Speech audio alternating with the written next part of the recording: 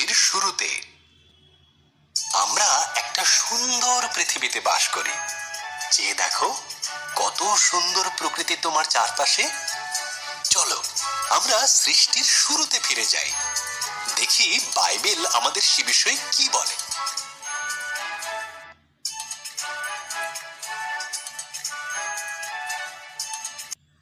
সৃষ্টির শুরুতে ঈশ্বর আকাশমণ্ডল ও পৃথিবী তৈরি করলেন। ঈশ্বর অন্ধকারকে বললেন, আলো হোক। এই আলোকে তিনি নাম দিলেন দিন, আর অন্ধকারকে নাম দিলেন রাত্রি। প্রথম দিন শেষ হলো। এরপর ঈশ্বর উপরের জল থেকে নিচের জলকে আলাদা করে ফাঁকা জায়গা তৈরি করলেন, যার নাম দিলেন আকাশ। দ্বিতীয় দিন শেষ হলো।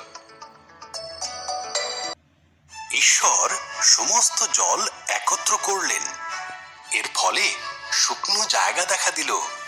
তিনি শুকনো জায়গার নাম দিলেন ভূমি, আর জমা জলের নাম দিলেন সমুদ্র।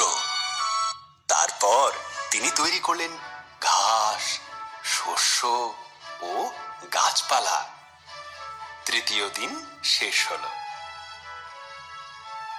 এরপর ঈশ্বর আকাশে বিভিন্ন আলো তৈরি করলেন, দিনের জন্য সূর্যকে আর রাতের জন্য চাঁদ ও তারাদের তৈরি করলেন।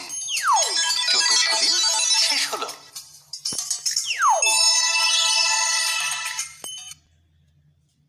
ঈশ্বর মাছেদের সৃষ্টি করলেন জলে সাঁতার কাটার জন্য, আর পাখিদের সৃষ্টি করলেন আকাশে ওড়ার জন্য।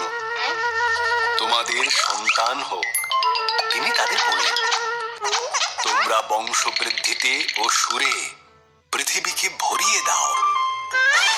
পঞ্চম দিন শেষ হলো।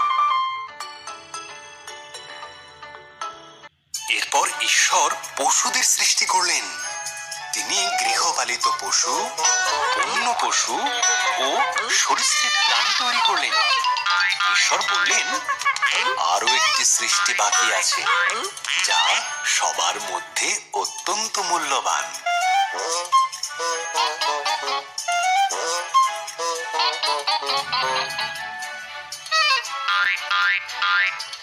তাই তিনি নিজের মতন করে পুরুষ ও নারী সৃষ্টি করলেন। তিনি বললেন, তোমাদের সন্তান হোক, পৃথিবীর দায়িত্ব নাও, মাছ ও পশু পাখিদের যত্নে রেখো। ষষ্ঠ দিন শেষ হলো।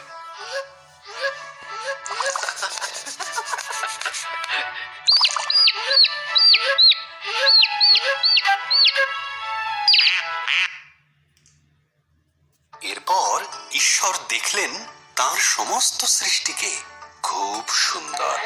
তিনি বললেন, এই সপ্তম দিনে তিনি বিশ্রামে গেলেন এবং দিনটিকে স্মরণীয় করে রাখলেন। সপ্তম দিন শেষ হলো।